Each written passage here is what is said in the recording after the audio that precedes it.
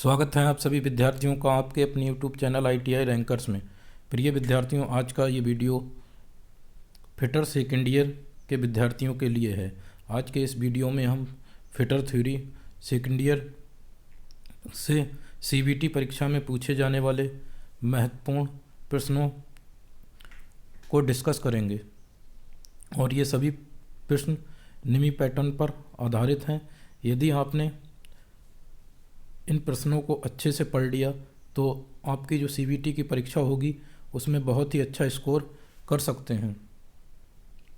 तो वीडियो को स्टार्ट करने से पहले यदि आप हमारे चैनल पर पहली बार आए हैं तो चैनल को सब्सक्राइब कर लें और बेल आइकन को दबाकर ऑल नोटिफिकेशन पर क्लिक कर दें। तो चलिए बिना देरी किए स्टार्ट करते हैं आज का टॉपिक। देखते हैं अपना पहला क्वेश्चन। पहला क्वेश्चन है कि संकीर्ण कार्य के लिए किस विशेष प्रकार की फाइल का उपयोग किया जाता है। इसके चार ऑप्शन है। पहला है पिलर फाइल, दूसरा है स्क्वायर फाइल, तीसरा है ड्रेड नोट फाइल और चौथा है स्विच पैटर्न फाइल। तो इसका जो राइट आंसर होगा वो ऑप्शन ए होगा, पिलर फाइल। ठीक है, दूसरा क्वेश्चन देखते हैं। स्लॉटेड कैसल नट में स्लॉट क्यों दिए जाते हैं। पहला ऑप्शन है इसका स्प्लिट पिन को फिक्स करने के लिए, दूसरा है अच्छी दिखावट के लिए, तीसरा है नट का वजन कम करने के लिए, चौथा है आसान से हटाने और फिट करने के लिए। तो इसका जो राइट आंसर होगा वो ऑप्शन ए होगा, स्प्लिट पिन को फिक्स करने के लिए स्लॉटेड कैसल नट में स्लॉट दिए जाते हैं। ठीक है, अगला है इस लिमिट गेज का नाम क्या है। ठीक है, इस लिमिट गेज का नाम बताना है। तो पहला ऑप्शन है इसका प्लेन रिंग गेज, दूसरा है टेपर रिंग गेज, तीसरा है प्रोग्रेसिव प्लग गेज और चौथा है डबल एंडेड प्लग गेज। तो इसका जो राइट आंसर होगा ऑप्शन सी, इसका राइट आंसर होगा प्रोग्रेसिव प्लग गेज। अब देख लेते हैं अगला क्वेश्चन। चौथा क्वेश्चन इसका चौथा है इस गेज का नाम क्या है।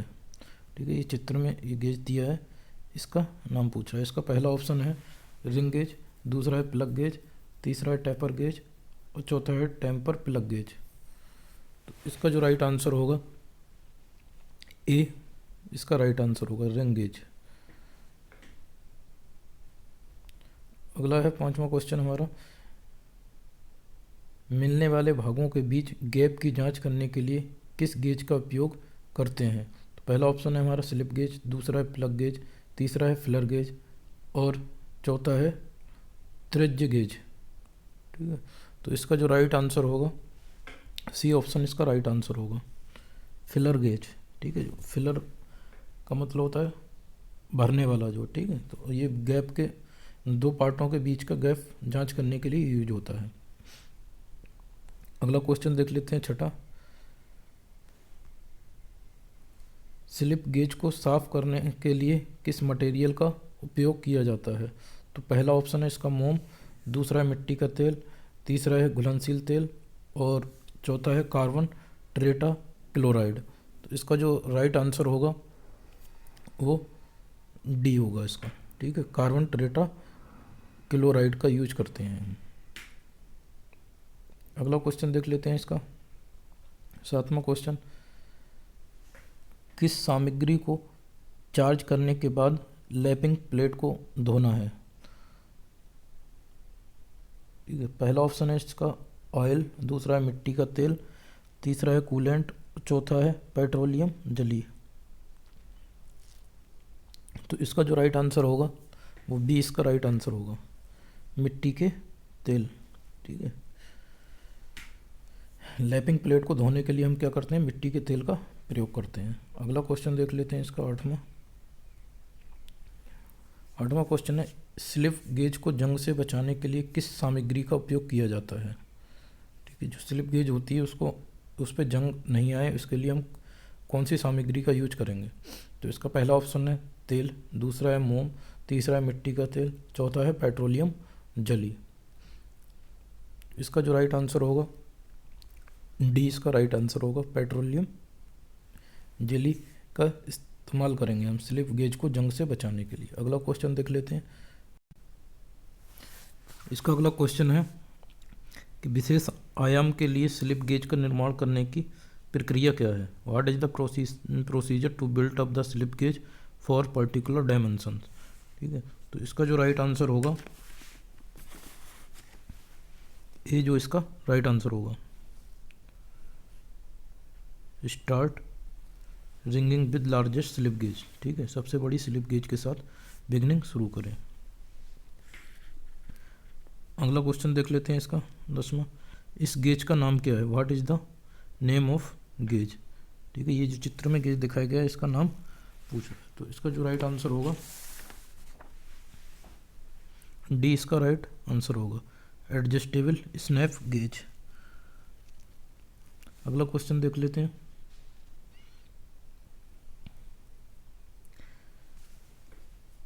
अगला क्वेश्चन है which finishing process have a high degree of dimension accuracy. यानी कि किस फिनिशिंग प्रक्रिया में डायमेंशनल एक्यूरेसी की हाई डिग्री होती है। पहला है फाइलिंग, दूसरा इसका ऑप्शन है टर्निंग, तीसरा है ग्राइंडिंग और चौथा है लैपिंग। तो इसका जो राइट आंसर होगा डी इसका राइट आंसर होगा, लैपिंग। ठीक है, अगला क्वेश्चन देख लेते हैं। किस अपघर्षक का उपयोग नर्म इस्पात और अलौह धातु के लैपिंग के लिए किया जाता है। पहला है सिलिकॉन कार्बाइड, दूसरा है डायमंड, हीरा, ब्रोन कार्बाइड और चौथा है फ्यूज्ड एल्यूमिना। ठीक है, तो इसका जो राइट आंसर होगा डी इसका राइट आंसर होगा, फ्यूज्ड एल्यूमिना। अगला क्वेश्चन देख लेते हैं। लैपिंग प्लेट की सतह पर ग्रूव बेस क्यों प्रदान किए जाते हैं। भाई groups are provided on the surface of the lapping plate. यानी लैपिंग प्लेट की सतह पर ग्रुप्स क्यों प्रदान किए जाते हैं। पहला है टू अलाउ एक्सपेंशन, विस्तार की अनुमति देने के लिए, दूसरा टू प्रोवाइड क्लियरेंस प्रदान करने के लिए, तीसरा टू रिटेन द एब्रेसिव, अपघर्षक को बनाए रखने के लिए, चौथा है मामूली समायोजन की अनुमति देने के लिए, टू परमिट माइनर एडजस्टमेंट। ठीक है, तो इसका जो राइट आंसर होगा सी इसका राइट आंसर होगा।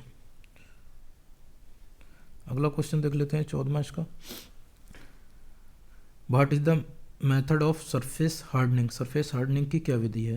तो पहला है नाइट्राइडिंग, दूसरा है पैक कार्बोरिशिंग, फ्लेम हार्डनिंग और इंडक्शन हार्डनिंग। जिसका जो राइट आंसर होगा बी इसका राइट आंसर होगा। अगला क्वेश्चन देख लेते हैं 15वां। सरफेस हार्डनिंग करने की विधि क्या है। Nitriding, case hardening, flame hardening और इंडक्शन हार्डनिंग। तो इसका जो राइट आंसर होगा सी इसका राइट आंसर होगा। अगला क्वेश्चन देखते हैं 16वां। 400 डिग्री सेंटीग्रेड से नीचे के तापमान पर कठोरीकृत स्टील को पुनः गर्म करके फिर ठंडा करने के लिए किए गया ऊष्मा उपचार प्रक्रिया का नाम क्या है। इसका जो राइट आंसर होगा टेम्परिंग। अगला क्वेश्चन देख लेते हैं। स्टील में टेम्परिंग प्रक्रिया क्यों की जाती है। स्टील में टेम्परिंग प्रक्रिया क्यों की जाती है।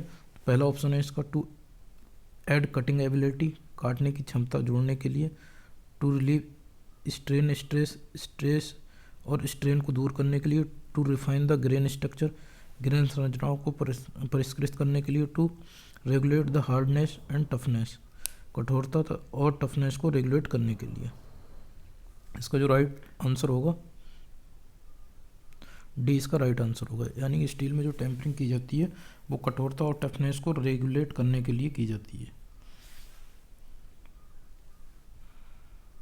अगला क्वेश्चन है what is the purpose of annealing in steel. Annealing in steel, steel में एनिलिंग का क्या उद्देश्य है। ठीक है, तो पहला है इसका काटने की क्षमता जोड़ने के लिए, दूसरा ऑप्शन है इसका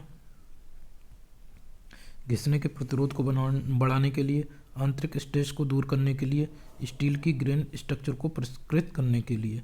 तो इसका जो राइट आंसर होगा वो सी इसका राइट आंसर होगा, आंतरिक स्ट्रेस को दूर करने के लिए। ठीक है, अगला क्वेश्चन है हमारा इस की का नाम क्या है? संक की, फेदर की, फ्लैट सैडल की और होलो सैडल की।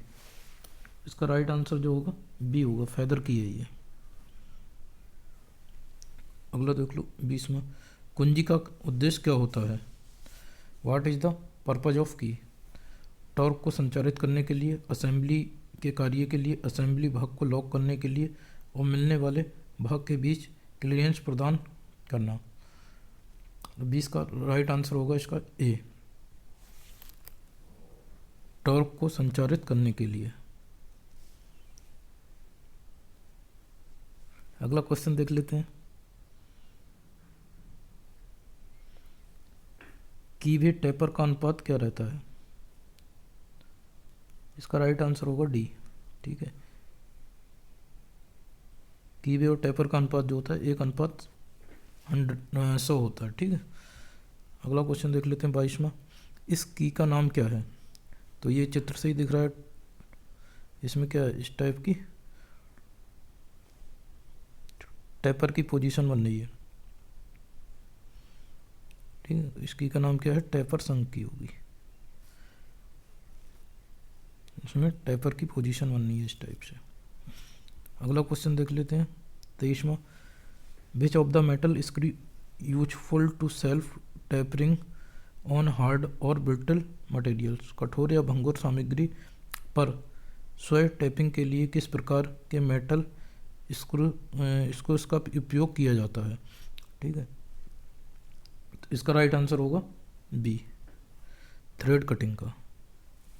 अगला है 24वां क्वेश्चन हमारा, बिंग नट का उपयोग कहाँ किया जाता है? जो बिंग नट होते हैं हमारे, उनका निर्माण मतलब उपयोग कहाँ किया जाता है? पहला है कोच निर्माण के लिए, भारी क्षमता वाले असेंबली कार्य में, ढीला और कस को रिंच के बिना, और सजावटी उत्पादन के लिए। इसका जो राइट आंसर होगा सी, इसका राइट आंसर होगा ढीला, ठीक है, और कस को रिंच के बिना, यानी लूजन एंड टाइटन विदाउट रिंच, बिना रिंच के इसको खोलने और बांधने के लिए हम किसका प्रयोग करते हैं? बिंग नट का उपयोग किया जाता है। अगला 25वां क्वेश्चन है, इस गेज का नाम क्या है? चित्र देख लेते हैं, इस गेज का नाम क्या है? Pitch gauge, angle gauge, feeler gauge या त्रिज्य गेज? इसका राइट आंसर होगा त्रिज्य गेज। 26वां क्वेश्चन देखते हैं, which gauge is use to check the accuracy of an external thread? बाह्य चूड़ी की जांच करने के लिए किस गेज का उपयोग किया जाता है? तो पहला ऑप्शन है इसका स्नैप गेज, दूसरा है थ्रेड रिंग गेज, तीसरा है थ्रेड प्लग गेज और चौथा है सेंटर गेज। तो इसका जो राइट आंसर होगा बी, इसका राइट आंसर होगा। थ्रेड रिंग गेज का हम प्रयोग बाहर की चूड़ी मापने के लिए करते हैं। अगला क्वेश्चन देख लेते हैं 27वां, बाहरी व्यास को मापने के लिए किस उपकरण का उपयोग किया जाता है? What is the instrument use in measuring external diameter? पहला है हमारा वर्नियर कैलीपर, दूसरा है आउटसाइड कैलीपर, तीसरा है पैरेलल लेग कैलीपर और चौथा है स्लिप गेज का उपयोग। इसका जो राइट आंसर होगा डी, इसका राइट आंसर होगा, स्लिप गेज का उपयोग करके, ठीक है, हम जो है बाहरी माप को ले सकते हैं।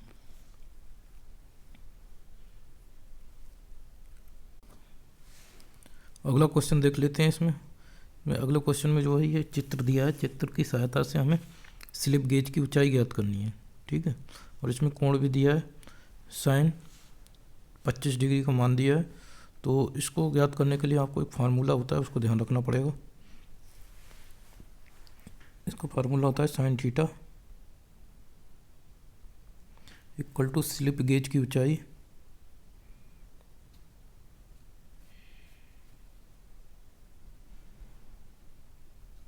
बटे स्लिप गेज की लंबाई।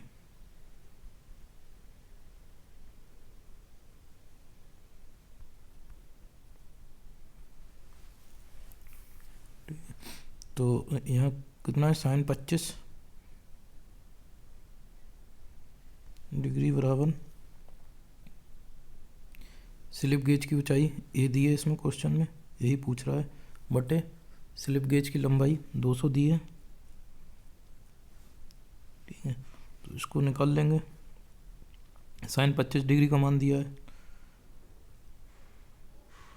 साइन 25 डिग्री का मान दिया है 0.4226 इक्वल टू हो जाएगा हमारा A/200। ए बराबर निकालेंगे तो हो जाएगा 200 इंटू 0.4226। जब इसको सॉल्व करेंगे तो हमारा 84.52 आएगा। तो इसका जो राइट आंसर होगा 84.52 बी इसका राइट आंसर हो जाएगा। अगला क्वेश्चन देख लेते हैं हम इसका 29वां। How many set of feeler gauge are available as पर BIS। यानी BIS होता है ब्यूरो इंडियन ऑफ स्टैंडर्ड, ठीक है। तो फिलर गेज के कितने सेट होते हैं BIS के अकॉर्डिंग, ये इसमें पूछा है। तो इसका जो राइट आंसर होगा वो होगा बी, सेट नंबर 1 2 3 4 इसका राइट आंसर होगा। अगला देख लेते हैं कि what material is use to make radius and flat gauge. Radius और फ्लैट गेज बनाने के लिए किस धातु का प्रयोग किया जाता है, ठीक है। तो इसका जो राइट आंसर होगा बी इसका राइट आंसर होगा कठोर इस्पात का, हार्डेंड स्टील शीट का, ठीक है। अगला क्वेश्चन देख लेते हैं 31वां। What is the part marked X lapping tool. यानी कि चित्र दिया गया है लैपिंग टूल का, ये लेथ मशीन में होता है लैपिंग टूल, ठीक है। तो इसमें ये पूछ रहे हैं कि ये जो पार्ट एक्स है इसका क्या नाम है। तो इसके ऑप्शन पहला स्लिट है, दूसरा ऑप्शन है इसका बुश, तीसरा है स्लिप और चौथा है ग्रूव। तो इसका जो राइट आंसर होगा वो स्लिट इसका राइट आंसर होगा, ठीक है। ये इसका स्लिट कहलाता है, ऊपर जो बने हैं ये ग्रूव कहलाते हैं, ठीक है। बुश इसके अंदर पड़ा होगा इस पार्ट के अंदर, ठीक है। तो ये ध्यान रखना है, अगर क्वेश्चन को पलट भी दे तो ऊपर वाला ग्रुप कहलाएगा, ये एक्स जो दिखा रहा है ये स्लिट है और बुश इसके पार्ट्स के अंदर होगा। अगला क्वेश्चन देख लेते हैं 32वां। लैपिंग टूल में प्रदान किया गया स्लिट का उद्देश्य क्या है। What is the purpose of slit provided in the lapping tool. तो इसका जो राइट आंसर होगा वो बी इसका राइट आंसर होगा, ठीक है, विस्तार के लिए, फॉर एक्सटेंशन। अगला क्वेश्चन देख लेते हैं, इस ऑपरेशन का नाम क्या है। ये भी ऑपरेशन जो है लेथ मशीन पे किया जाता है, तो इसका पूछ रहा है इसका नाम क्या है। तो पहला है आंतरिक रिंग लैपिंग, बाहरी रिंग लैपिंग, आंतरिक सिलेंडर की लैपिंग और चौथा